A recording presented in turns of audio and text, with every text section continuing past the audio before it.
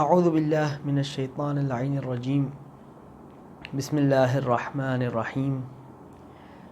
الحمد للہ الذی نور قلوبنا بولاء الاولیاء والصلاة والسلام على سید الانبیاء وعلى علی سید الاوصیاء وعلى فاطمة سیدة النساء وعلى الحسن صاحب العلم والسخاء وعلى الحسين سيد الشهداء الذي بكت له الأرض والسماء وصاخت عليه الوحوش في الفضاء وصاخت عليه الوحوش في الصحراء والطيور في الفضاء وعلى أولاده التسعة من الأولياء ولعنة الله على أعدائهم الأشقياء أما بعد فقد قال الله تبارك وتعالى في كتابه الكريم بسم الله الرحمن الرحيم إنا فتحنا لك فتحا مبينا. سامعین و ناظرین محترم، شب 28 سفر ہے جب یہ گفتگو نشر کی جا رہی ہے، اور 28 سفر کا دن بر صغیر پاک و ہند میں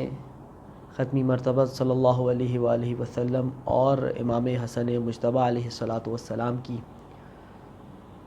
شہادت کے حوالے سے منایا جاتا ہے. اور اسی سلسلے میں ایک ایسا موضوع منتخب کیا گیا ہے جو ان دونوں ہستیوں کی زندگی میں مشترک ہے اور جس پر گفتگو ضروری ہے، اور موضوع ہے صلح. اور جس آیہ کریمہ کو سرنامہ سخن کے طور پہ آپ کی خدمت میں پیش کیا، سورہ مبارکہ فتح پہلی آیت، پاک پروردگار ارشاد فرماتا ہے ختمی مرتبہ صلی اللہ علیہ وآلہ وسلم کو خطاب کرتے ہوئے، انا فتحنا لک فتحا مبینا، اے محمد مصطفیٰ ہم نے آپ کو کھلی کامیابی عطا کر رکھی ہے. اور اس آیت کو اس موضوع کے لیے سرنامے کے طور پہ پیش کرنے کا مقصد یہ ہے کہ اگرچہ پاک پیغمبر نے اپنی زندگی میں کئی جنگیں لڑی ہیں، بہت بڑی بڑی کامیابیاں حاصل کی ہیں، اسلام کے بڑے بڑے دشمنوں کو سرنگوں کیا ہے، حکومت اسلامی قائم کی ہے، لیکن خداوند تبارک و تعالی نے ان میں سے کسی موقع کو کھلی کامیابی کے طور پہ بیان نہیں کیا، بلکہ جب ارشاد ہوا انا فتحنا لک فتحا مبینا کہ ہم آپ کو ایک کھلی کامیابی دینے والے ہیں، تو یہ اشارہ ہے پاک پیغمبر کی ایک صلح کی جانب، جس کے نتیجے میں یہ کھلی کامیابی پاک پیغمبر کو حاصل ہوئی. تاکہ گفتگو سلسلہ وار اور مرتب رہے، سب سے پہلے یہ بیان ہو جانا چاہیے کہ صلح کا مطلب کیا ہے، جو کہ پاک پیغمبر کی زندگی میں بھی ہمیں نظر آتی ہے اور ہمارے دوسرے امام حسن مجتبیٰ علیہ الصلاۃ والسلام کی زندگی میں بھی ہمیں نظر آتی ہے. تو صلح کا معنی یہ ہے کہ دو فریق یا تو جنگ ہی نہ کریں، یا جنگ کر لینے کے بعد، تھک ہارنے کے بعد جب دونوں فریقوں میں سے کوئی بھی دوسرے پر غالب نہ آ سکے تو آخر کار دونوں مل بیٹھ کر گفت و شنید کے نتیجے میں کسی متفقہ فیصلے تک پہنچ جائیں اور اسے دونوں فریق منظور اور تسلیم کر لیں. یہ صلح کہلاتا ہے. اب ممکن ہے جنگ ہی نہ ہو اور صلح ہو جائے، ممکن ہے جنگ ہو، جنگ سے تھک جانے کے بعد جب جنگ سے کسی نتیجے تک نہ پہنچیں تو صلح کا دروازہ کھٹکھٹایا جائے. اب یہ بات بھی میرے اور آپ کے لیے واضح ہونی چاہیے کہ ہمیشہ صلح پہلا مرحلہ اور جنگ آخری مرحلہ ہوا کرتا ہے. چاہے اسلام کو دیکھ لیجئے، چاہے دنیاوی تاریخ کو دیکھ لیجئے، یا دنیا میں زندگی گزارنے کے طریقے کو، دنیا کی مختلف قوموں کو دیکھ لیجئے، تو یہ بات بالکل واضح ہے کہ ہمیشہ صلح پہلا مرحلہ ہوا کرتا ہے. انسانوں کے درمیان جب تنازعات پیدا ہو جاتے ہیں تو اس کا پہلا حل یہ ہوا کرتا ہے کہ صلح کر لی جائے، گفت و شنید سے معاملے کو حل کر لیا جائے، اور ایک انتہائی مرحلہ یہ ہوتا ہے کہ جب گفتگو نتیجے تک نہ پہنچائے تو زور بازو آزما کر ایک فریق دوسرے فریق پر اپنی رائے کو مسلط کر دے۔ اور میں بہت زیادہ مثالیں دوں گا تو گفتگو کسی دوسری جانب مڑ جائے گی۔ میں صرف ایک مثال اس بات کو واضح کرنے کے لیے کہ ہمیشہ جنگ آخری اور صلح پہلا مرحلہ ہوتا ہے آپ کی خدمت میں پیش کرتا چلوں کہ اسلام میں بہت بڑی بڑی جنگیں ہوئیں۔ ایک بہت بڑی جنگ جسے جنگ خندق کہا جاتا ہے، جس میں کافروں کو بہت برے طریقے سے شکست ہوئی، اور اس جنگ میں کافروں کے سب سے بڑے پہلوان عمرو بن عبدود نے خندق کو پھلانگ کر مسلمانوں کے مدینے پہ قدم رکھا، اور مسلمانوں کے سب سے بڑے پہلوان کو مبارزے کے لیے، جنگ کے لیے پکارا تو کوئی نہ اٹھا سوائے شیر خدا کے، میرے مولا و آقا علی مرتضیٰ۔ جب عمرو بن عبدود کے سامنے گئے، شیخ مفید نے اپنی کتاب ارشاد میں اس واقعے کو نقل کیا ہے اور یہ بیان فرمایا ہے۔ اب یہ دیکھیے، یہ سب سے بڑی اسلام کی جنگوں میں سے ایک جنگ ہے جس کا اسلام کو بہت زیادہ فائدہ ہوا اور ایک بہت بڑی کامیابی تھی، اور مولا امیر کی بالخصوص بڑی شاندار جنگ تھی، لیکن وہ جنگ آخری مرحلہ تھا۔ یہ لکھا ہے شیخ مفید نے ارشاد میں کہ سب سے پہلے جب مولا تشریف لاتے ہیں عمرو بن عبدود کے سامنے تو اسے پہلا مرحلہ یا پہلا اختیار یہ دیتے ہیں کہ اے شخص، تو آیا ہے، جنگ کو رہنے دے، تو دائرہ اسلام میں داخل ہو جا۔ جب وہ دائرہ اسلام میں داخل ہونے سے انکار کرتا ہے، پہلے اختیار کو نہیں چنتا، تو مولا اسے ایک دوسرا اختیار دیتے ہیں، اور یہ ایک اور مرحلہ ہے کہ اے شخص، میں اور تو جنگ نہیں کرتے، جنگ ہمیشہ آخری مرحلہ ہوا کرتا ہے، تو پلٹ کر چلا جا۔ اب جب وہ اس صلح کی دعوت کو بھی نہیں مانتا کہ میں چلا جاتا ہوں، میں اپنے کام سے کام رکھتا ہوں، آپ اپنے کام سے کام رکھیے، میں جس طرح سوچتا ہوں اسی اپنی سوچ پر قائم رہتا ہوں، آپ اپنے عقیدے پر قائم رہیے، جب یہ دعوت صلح کو بھی نہیں مانتا تو تیسرے اور آخری مرحلے کے طور پہ مولا اسے یہ اختیار دیتے ہیں کہ اگر نہ تو اسلام لے کر آتا ہے، نہ تو ہمارے ساتھ صلح کر کر پلٹ جاتا ہے، تو پھر تو آ اور میدان میں میرے ساتھ جنگ کر۔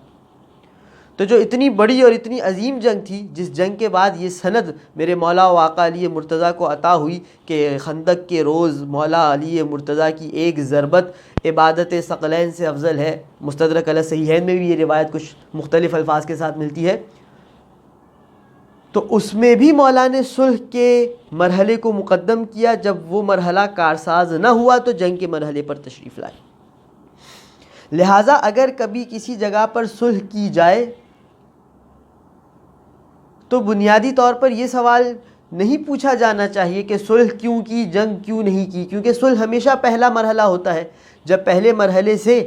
مقاصد حاصل ہو جائیں، اہداف حاصل ہو جائیں تو جنگ کے مرحلے تک جانے کی نوبت ہی نہیں آتی۔ بہرکیف ہمیں جو صلح ختمی مرتبت کی زندگی میں ملتی ہے وہ صلح حدیبیہ کے نام سے جانی جاتی ہے۔ اور کیا ہے صلح حدیبیہ کا واقعہ؟ میں چاہوں گا کہ گفتگو مختصر رہے، لہٰذا کوشش ہوگی کہ اختصار کے ساتھ آپ کی خدمت میں کچھ معلومات اور معروضات پیش کر دی جائے۔ سن 6 ہجری کا یہ واقعہ ہے کہ ختمی مرتبت مدینہ سے مسلمانوں کے ساتھ مکہ کی جانب سفر شروع کرتے ہیں۔ کچھ مختلف اختلاف ہے عدد میں، لیکن لگ بھگ 1500 مسلمان ختمی مرتبت کے ساتھ ہیں۔ جب مکہ سے باہر حدیبیہ کے مقام پر یہ 1500 کے قریب مسلمانوں کا قافلہ پسیرا کرتا ہے تو کفار کے علم میں یہ بات آتی ہے، کفار کو اس بات کا خدشہ ہوتا ہے کہ شاید مسلمان جنگ لڑنے آئے ہیں۔ دوسری طرف سے اس بات کا اندازہ مسلمانوں کو بھی ہوتا ہے کہ کہیں کافر یہ نہ سمجھیں کہ ہم جنگ لڑنے آئے ہیں، جبکہ ہمارا غرض جنگ نہیں ہے۔ یہ 6 ہجری کو جو ہم مدینہ سے نکل کر مکہ کی جانب جا رہے ہیں، ہم حج کے فریضے کو انجام دینے کے غرض سے جا رہے ہیں۔ ذی القعدہ کا مہینہ تھا، تو ملا کہ کسی مسلمان کو بھیج دیا گیا کہ وہ جا کر قریش کے کفار سے اس بات کو بیان کر دے کہ ہم جنگ کرنے نہیں آئے ہیں، ہم حج کرنے آئے ہیں، اپنے مناسک کو انجام دیں گے اور روانہ ہو جائیں گے۔ اب ادھر یہ جناب گئے اور ان کے پیچھے یہ خبر پھیل گئی ان کے جانے کے بعد کہ قریش کے کفار نے تو ہمارے پیغامبر کو، جو ہمارا پیغام لے کر گیا تھا، اسے قتل کر دیا ہے۔ اور یہ اس زمانے میں بھی اور آج بھی جنگی اصول کے خلاف ہے کہ جو شخص پیغام لے کر آئے یا قاصد ہو اسے قتل نہیں کیا جاتا۔ اس بات پر مسلمانوں کے درمیان ایک تشویش کی فضا پیدا ہوئی، اور ایک درخت کے نیچے پاک پیغمبر نے تمام مسلمانوں سے بیعت لی، جسے بیعت شجرہ یا بیعت رضوان بھی کہا جاتا ہے، کہ اگر ایسا ہی ہوا تو ہم ان کے ساتھ جنگ لڑیں گے اور یہ مسلمان بیعت کریں کہ اپنے خون کے آخری قطرے تک مجھ محمد مصطفیٰ کا ساتھ دیں گے۔ بہرکیف یہ ایک مستقل موضوع ہے کہ بیعت رضوان کا کیا مفاد تھا، اور کیا بیعت رضوان پر کے وقت نازل ہونے والی آیت سے یہ بات ثابت ہوتی ہے کہ وہ تمام کے تمام لوگ جو بیعت رضوان میں شامل تھے وہ جنت میں جائیں گے یا وہ عادل ہیں۔ بہرکیف کسی اور موقع پر اسے بیان کیا جائے گا۔ اب جب یہ بیعت رضوان انجام پا گئی تو خبر آئی کہ پچھلی خبر جھوٹی تھی اور جو شخص بھیجا گیا تھا اسے قتل نہیں کیا گیا، اور دوسری جانب سے کفار نے بھی اپنی جانب سے کچھ لوگوں کو بھیجا کہ آئیں اور معاملے کو دیکھیں کہ کیا مسلمان واقعی حج کرنے آئے ہیں یا جنگ کرنے آئے ہیں۔ کئی لوگ کفار کی طرف سے مسلمانوں کی جانب آئے، اور بہرحال لوگوں کے آنے جانے کے بعد جب یہ بات دونوں فریقین کے لیے واضح ہو گئی کہ اب جنگ نہیں کرنی، فقط مسلمان جنگ نہیں بلکہ حج کرنے آئے ہیں، یہ بات کفار کے لیے بھی واضح ہو گئی، تو کفار کی جانب سے سہیل بن عمرو نامی ایک شخص تھا جو آیا، اور یہ طے پایا کہ سہیل بن عمرو کافروں کی نمائندگی کرے گا، اور ایک کتبی مکتوب تحریری عہد نامہ صلح نامہ مسلمانوں اور کفار کے درمیان لکھا جائے گا۔ میرا مولا آقا ختمی مرتبہ صلی اللہ علیہ وآلہ وسلم نے جناب امیر المؤمنین علیہ السلام کو قلم دیا کہ یہ عہد نامے کی کتابت کے فرائض آپ سر انجام دیجیے، اور تفصیلی واقعات کو چھوڑتے ہوئے اس عہد نامے میں یہ لکھ دیا گیا کہ محمد مصطفیٰ صلی اللہ علیہ وآلہ وسلم اور کفار قریش کے درمیان یہ عہد نامہ ہے کہ اس سال محمد صلی اللہ علیہ وآلہ وسلم حج کرنے تشریف نہیں لے جائیں گے بلکہ پلٹ جائیں گے، اور اگلے سال حج کے لیے تشریف لے آئیں گے، اور 10 سال کی مدت تک مسلمان اور کفار کے درمیان صلح رہے گی، کسی قسم کی جنگ نہیں ہوگی، ان دونوں فریقین میں سے کوئی بھی ایک دوسرے کے دشمن کا ساتھ نہیں دے گا، کوئی بھی ایک کسی ایک کے ساتھی پر حملہ نہیں کرے گا۔ یہ عہد نامہ طے پایا سن 6 ہجری میں، اور اس عہد نامے کے حوالے سے اس کے بعد یہ آیت نازل ہوئی کہ انا فتحنا لک فتحا مبینا، ہم آپ کو کھلی کامیابی دینے والے ہیں، کیونکہ ایسا ہوا کہ اس عہد نامے پر کافروں نے عمل درآمد نہیں کیا، اور سن 8 ہجری میں ہی کافروں کے ایک گروہ نے ایک ایسے قبیلے کے ساتھ جنگ کر لی جو مسلمانوں کا ہم پیمان تھا، جس کے نتیجے میں یہ عہد نامہ فسخ ہو گیا، اور پھر سن 8 ہجری میں ہی ختمی مرتبت مسلمانوں کے ایک عظیم اجتماع کے ساتھ مکہ کی جانب روانہ ہوئے، اور بغیر جنگ کے ہی فتح مکہ عمل میں آ گئی۔ بہرکیف اس صلح کے مسلمانوں کو کئی سے فوائد ہوئے، جن میں سر فہرست یہ فوائد شامل ہیں کہ پہلی چیز تو یہ کہ بہت سے لوگ مسلمان ہو گئے، کیونکہ اس سے پہلے جو مسلمان ہونے والے تھے انہیں خوف ہوتا تھا کہ کہیں کفار قریش ہمیں قتل نہ کر دیں، ہمیں نقصان نہ پہنچائیں۔ اس عہد نامے کے مفاد میں یہ شامل تھا کہ جو کفار ہیں وہ مسلمان ہونے والوں کو نقصان نہیں پہنچائیں گے، لہٰذا بہت سے لوگ مسلمان ہو گئے جو اب تک ہچکچا رہے تھے، جو اب تک خوف زدہ تھے۔ جو مکہ میں مسلمان رہائش پذیر تھے، ان پر جو ظلم ہوا کرتا تھا، ان پر جو سختیاں ہوا کرتی تھیں، اس میں کافی حد تک نرمی آ گئی، اور مکہ میں رہائش پذیر مسلمانوں کی زندگی کافی حد تک آسان ہو گئی اس عہد نامے کی بدولت۔ اور تیسرا اور ایک بہت بڑا فائدہ کہ اب تک مسلمان صرف کفار قریش ہی کو بطور دشمن دیکھ رہے تھے، اور انہی کی جانب ان کی توجہات تھی، مسلمانوں کی تمام تر طاقتیں اور توجہات کفار قریش سے لڑنے میں صرف ہوتی تھی،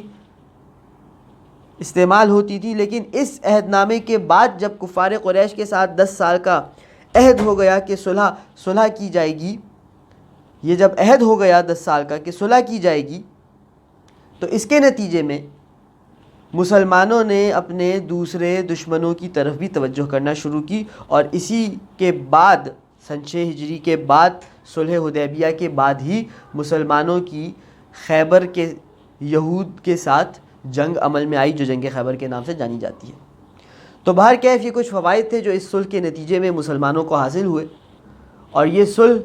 رسول خدا صلی اللہ علیہ وآلہ وسلم کی زندگی کا ایک باب تھا، اور ایسا ہی ایک باب ہمیں امام حسن مجتبیٰ علیہ السلام کی زندگی کے صفحوں میں نظر آتا ہے، اور وہ میرے مولا واقع امام حسن مجتبیٰ علیہ السلام کی امیر شام کے ساتھ صلح ہے۔ اب اس صلح کے کیا مختصر خد و خال ہیں، وہ بھی بہت تیزی سے آپ کی خدمت میں پیش کرتا چلوں کہ جب 40 ہجری میں کوفے کے شہر میں مولا واقع امیر المؤمنین علی ابن ابی طالب علیہ السلام کی شہادت ہوتی ہے،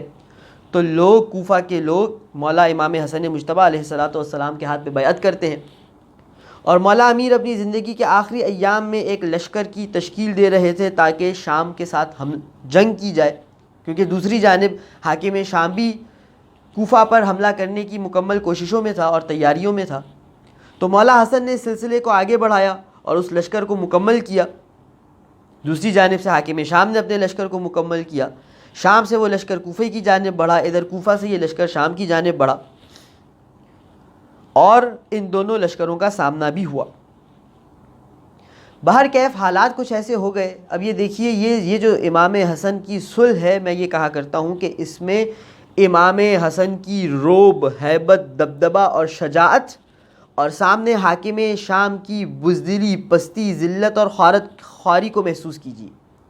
کہ جب امامت اور خلافت ٹکراتے ہیں تو ہمیشہ امامت سربلند اور خلافت ذلیل و خوار نظر آتی ہے۔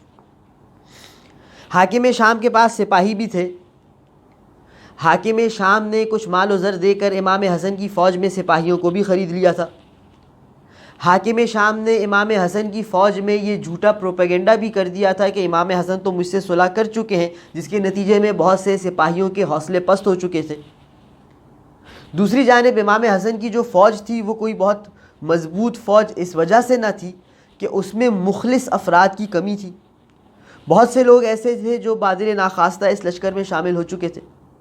بہت سے لوگ ایسے تھے جو خوارج سے تعلق رکھتے تھے، جنہیں امام حسن سے نہ کوئی محبت تھی نہ کوئی ہمدردی تھی، وہ فقط حاکم شام کی مخالفت میں امام حسین کے ساتھ شامل ہوئے تھے۔ بہت سے لوگ ایسے تھے کہ جن میں لالچ تھا، طمع تھا، وہ جنگ کے بعد ملنے والی غنیمت کے سلسلے میں اس فوج میں شامل ہوئے تھے۔ تو مختلف فکر رکھنے والے افراد سے متشکل یہ فوج تھی جو میرے مولا امام حسن علیہ السلام کے ساتھ تھی، اور اس میں بہت سے منافقین، بہت سے خوارج، بہت سے ایسے لوگ جو دل سے امام کے ساتھ نہ تھے، یہ سب شامل تھے۔ اور اسی وجہ سے جب معاویہ نے لالچ دینا شروع کیا تو لالچی گروہ بک گیا۔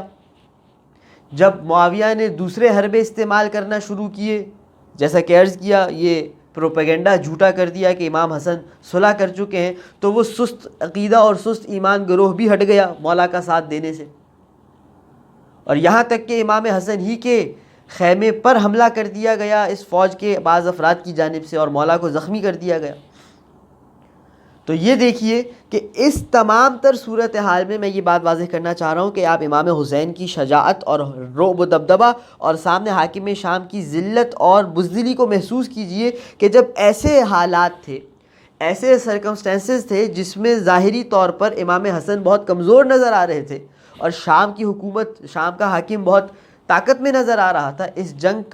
یہ جنگ اگر ہو جاتی تو اس کی جیت کے امکانات زیادہ نظر آ رہے تھے، مگر پھر بھی اس میں اتنی جرأت نہ تھی کہ وہ امام حسن کی فوج کے ساتھ جنگ کر سکتا، اور اس نے تاریخ طبری میں بھی یہ بات آئی ہے، انصاب الاشراف میں بھی یہ بات آئی ہے کہ اس نے ایک سفید کاغذ پہ دستخط کر کے امام حسن مجتبیٰ کی جانب روانہ کر دیا کہ میں آپ سے صلح کا خواہاں ہوں، اور آپ اس میں جو بھی شرط صلح کے لیے رکھیں گے میں اسے منظور کرتا ہوں اور دستخط کرتا ہوں، آپ مجھ سے جنگ مت کیجئے، صلح کر لیجئے۔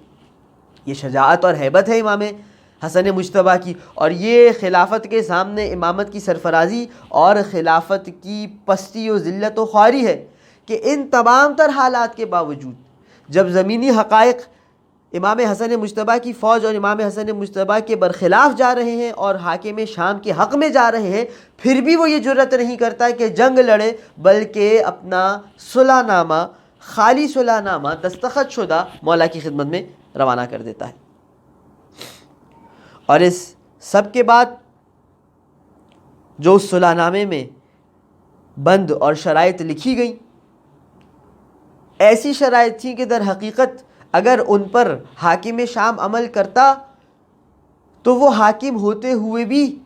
کوئی ایسا قدم نہیں اٹھا سکتا تھا کہ جو خدا و رسول و شریعت کے برخلاف جا سکے. یہ اس کی بدبختی کہہ لیجئے، یہ اس کی بدذاتی کہہ لیجئے، بددیانتی کہہ لیجئے کہ اس نے اس عہد نامے پر عمل نہیں کیا اور اسی طرح خدا و رسول کی مخالفت میں قدم بڑھاتا رہا. لیکن وہ عہد نامے کی شرائط کو میرے مولا و آقا امام حسن نے اتنے خوبصورت انداز میں بنا کر پیش کیا تھا، وہ گویا وہ ہتھکڑیاں اور بیڑیاں تھیں جو اس کے ہاتھوں اور پیروں میں باندھ دی گئیں، جن ہتھکڑیوں اور بیڑیوں کے سبب سے وہ خدا و رسول و شریعت کی مخالفت سے رکا رہتا اگر اس عہد نامے کی اور اس صلح نامے کی پابندی کرتا. کیا لکھا گیا کہ سب سے پہلے کہ حکومت حاکم شام کو دے دی جائے گی، لیکن اب حکومت دے دینے کے ساتھ ایسی زنجیروں میں جکڑا جا رہا ہے اس حکومت کو کہ اس حکومت سے کوئی ایسا فعل سرزد نہ ہو سکے جو شریعت کے خلاف ہو اگر یہ حکومت اس عہد نامے کی پابندی کرے. ولی عہد معین نہیں کرے گا حاکم شام، جب چلا جائے گا تو یہ معاملہ ختم ہو جائے گا اور یہ حکومت امام حسن یا اگر امام حسن موجود نہ ہوئے تو امام حسین علیہ السلام کے حصے میں آئے گی. دوسری بات، تمام لوگ اس حکومت میں امن اور امان میں زندگی گزاریں گے، چاہے حجاز میں ہوں، چاہے عراق میں ہوں، چاہے شام میں ہوں، چاہے مصر میں ہوں. تیسری چیز، بالخصوص جو شیعیان علی ابن ابی طالب ہیں ان کے جان مال اور عزت محفوظ رہیں گے. اگلی چیز، اہل بیت علیہ السلام، امام حسن علیہ السلام، امام حسین علیہ السلام کے خلاف حاکم شام کسی قسم کی بھی خفیہ یا اعلانیہ سازش نہیں کرے گا یا کوئی قدم نہیں اٹھائے گا. اور سب سے مشہور شک کہ جو مولا امیر المؤمنین علیہ السلام کو سب و شتم کا ایک سلسلہ جاری تھا، اسے روک دیا جائے گا. بعض جگہ یہ بھی لکھا گیا کہ معاویہ کے حاکم شام قرآن و سنت اور خلفائے صالحین کی روش پر چلے گا. تو بہرکیف یہ اتنے خوبصورت انداز سے شرائط کو رکھا گیا تھا کہ ان شرائط پر عمل پیرا کرتے ہوئے اگر خود شیطان بھی آ جاتا تو کوئی شیطنت نہ کر سکتا. اب اس صلح کا فائدہ کیا ہوا یا اس صلح کے مقاصد اور اغراض کیا تھے؟ ایک بات میں پہلے پیش کر چکا کہ کبھی بھی صلح پر کیوں کا سوال جائز نہیں ہوتا، کیونکہ صلح پہلا مرحلہ ہوتا ہے اور جنگ دوسرا مرحلہ ہوتا ہے. آپ سوال کریں جنگ کیوں نہیں کی، صلح کیوں کی؟ کیونکہ صلح کرنا ہی سب سے پہلی ترجیح ہوا کرتی ہے. تمام دنیا کے عقل مند انسان ہمیشہ اپنے معاملات کو گفتگو، ڈائلاگ اور صلح کے ذریعے ہی حل کرنے کی پہلی کوشش کرتے ہیں. اگر پہلے مرحلے میں کوشش کامیاب ہو جائے اور مقاصد حاصل ہو جائیں تو دوسرے مرحلے اور جنگ تک جانے کی ضرورت ہی پیش نہیں آتی. لیکن پھر بھی بعض لوگوں کی طرف سے یہ سوالات اٹھائے گئے اور خود مولا امام حسن مجتبیٰ کی زندگی میں ان کے سامنے یہ سوالات یا اعتراضات رکھے گئے کہ آپ نے کیوں کر اس حاکم جور اور اس ظالم حاکم کے ساتھ صلح کر لی. تو مولا نے مختلف جگہوں پر مختلف انداز میں جوابات پیش کیے، جن کا میں ایک فہرست کے طور پہ نچوڑ آپ کے سامنے پیش کر رہا ہوں کہ اس صلح کے اہداف کیا تھے یا اس کے نتائج کیا تھے، اس سے فوائد کیا حاصل ہوئے. سب سے پہلی بات کہ جو خالص شیعہ تھے ان کی زندگی کو بچا لیا گیا اس صلح کے نتیجے میں، کیونکہ اگر جنگ لڑ لی جاتی تو جو بھاگنے والے تھے وہ بھاگ جاتے، جو لالچی تھے وہ ایک کنارے پہ ہو جاتے، جو خوارج تھے وہ ایک حد تک اپنا مقصد پورا کرتے یا اگر پورا نہ ہو پاتا تو وہ بھی ہٹ جاتے. جو اپنے خون کے آخری قطرے تک لڑنے والے ہوتے وہ مولا امیر کے خالص شیعہ ہوتے اور وہ پھر اس جنگ کے نتیجے میں شہادت تک پہنچ جاتے. تو ان کی جانوں کو محفوظ کر لیا گیا. دوسری وجہ کیا تھی کہ صلح کی گئی؟ کہ لوگ اور جو فوج تھی وہ مکمل طور پہ مولا حسن کا ساتھ دینے سے انکاری تھی، اور اس کی وجہ بھی بیان ہو چکی کہ ایک تو یہ فوج کئی گروہوں سے کئی مختلف افکار رکھنے والے افراد کا مجموعہ تھی، جن میں سے ہر ایک کے اپنے اپنے اغراض تھے. اس کی وجہ سے یہ فوج مکمل طور پہ مولا کا ساتھ نہیں دے رہی تھی. تیسری چیز، عمومی طور پہ مسلمانوں کا خون محفوظ رکھا گیا. اور کیا مسلمانوں کا خون محفوظ رکھا جانا چاہیے؟ ہاں، اگر کوئی زیادہ بڑا مقصد حاصل کرنا ہو تو مسلمانوں کا خون بھی قربان کر دیا جاتا ہے، جیسا کہ جہاد میں یہی ہوتا ہے. لیکن جب پتہ ہو کہ اس جنگ سے کوئی بڑا مقصد بھی حاصل نہیں ہو سکے گا تو پھر کم از کم یہ ہے کہ یہ جنگ کو روک کر ان مسلمانوں کے خون کو محفوظ کر لیا جائے جو اس صلح کے نتیجے میں ہوا۔ اور چوتھی اور آخری چیز جو میں آپ کی خدمت میں پیش کرنا چاہتا ہوں وہ یہ ہے کہ دین کو بچا لیا گیا۔ اگر جنگ ہو جاتی بالکل اسی طرح جس طرح مولا علی مرتضیٰ نے 25 سال خاموشی اختیار کر کے اصل دین کو بچایا ہے، اگر مولا پہلے دن ہی تلوار نکال لیتے تو دین مکمل طور پہ ختم ہو کے رہ جاتا۔ اب یہ ایک مستقل موضوع ہے کہ کیوں ختم ہو جاتا، کیسے ختم ہو جاتا، لیکن یہ حقیقت ہے اور یہ خود پاک پیغمبر کی مولا علی مرتضیٰ کو وصیت تھی کہ دیکھو اگر تمہیں ساتھی ملے تو تلوار نکالنا، اگر ساتھی نہ ملے تو تم اپنے آپ کو بچانا، کیونکہ اگر تم بچے رہو گے تو دین بچا رہے گا، اگر خدا نخواستہ تم چلے گئے تو یہ لوگ دین کو مکمل طور پہ ختم کر دیں گے۔ یعنی یزید نے تو صرف کہا تھا کہ لعب الملک بنو ہاشم فلا ملک جاء ولا وحی نزل، کے بنو ہاشم نے یہ حکومت کے لیے کھلواڑ کیا ہے، نہ تو کوئی فرشتہ آیا تھا نہ کوئی وحی نازل ہوئی تھی۔ یزید نے یہ تو صرف کہا تھا سن 60 ہجری میں، اگر سن 11 ہجری میں مولا امیر شہید ہو جاتے تو کوئی بعید نہیں کہ 15 ہجری سے پہلے وہ لوگ جو خدا کے سامنے سجدہ ریز تھے وہ دوبارہ لات اور عزا اور حبل کے سامنے اور بتوں کے سامنے سجدہ کرنا شروع کر دیتے۔ اس قدر یہ افراد جو برسر حکومت آئے تھے وہ اس قدر اس تمام تر معاملے کو ریورس کر کے پلٹا دیتے۔ اسی طرح امام حسن علیہ السلام اگر جنگ کرتے اور شہید ہو جاتے تو اصل دین کا آگے بڑھنا مشکل ہو جاتا۔ امام علیہ السلام جو 10 سال یا 9 سال اس صلح کے بعد زندہ رہے ہیں، ان کی زندگی سے دین کی زندگی رہی ہے، میرے مولا کی سانسوں سے دین کی نبضیں چلتی رہی ہیں۔ لہٰذا جس طرح ختمی مرتبت کی ایک صلح تھی جس نے صرف اور صرف مسلمانوں کو فائدہ پہنچایا ہے اور وہ اس مرحلے پر اسلام اور مسلمانوں کے لیے ایک بہترین فیصلہ تھا، اسی طرح میرے مولا حسن مجتبیٰ کی جو صلح ہے وہ بھی اس مرحلے پر اسلام اور مسلمانوں کے لیے بہترین فیصلہ تھا۔ ہاں عزاداران امام حسن مجتبیٰ، چند جملے مولا کے غم کے آپ کی خدمت میں پیش کرنے ہیں۔ سن 50 ہجری آیا، میرے مولا نے جتنے برس زندگی کے گزارے جس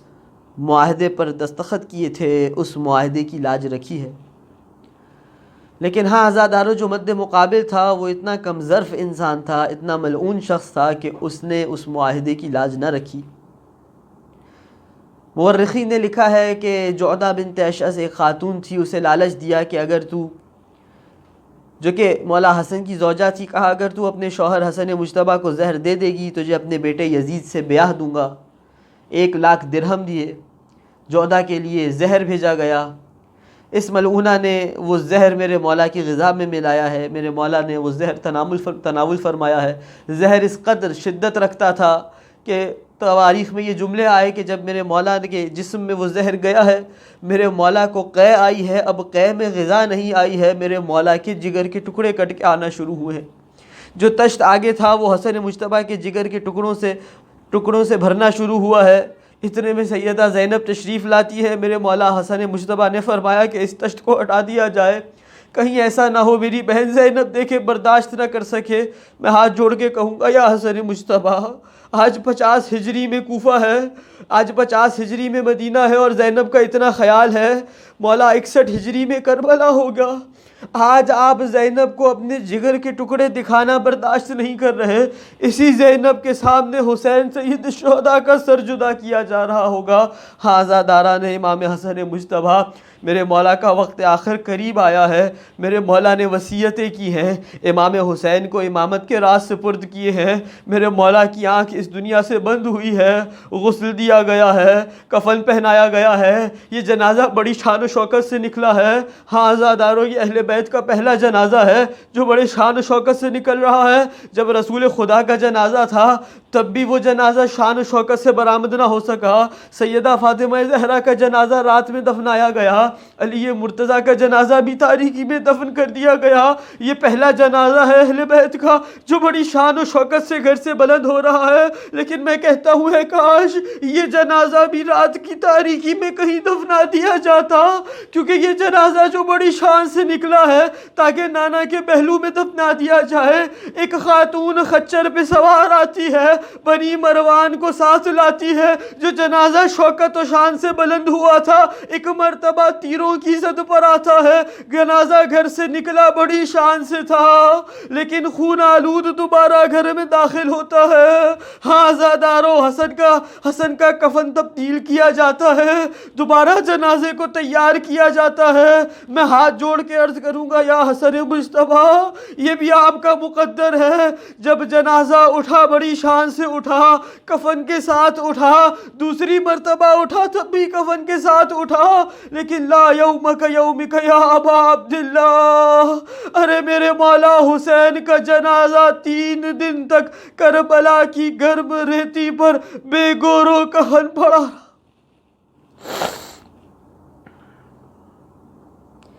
ألا لعنة الله على القوم الظالمين وسيعلم الذين ظلموا آل محمد أي منقلب ينقلبون إنا لله وإنا إليه راجعون اللهم صل على محمد وآل محمد وعجل فرجهم واحشرنا معهم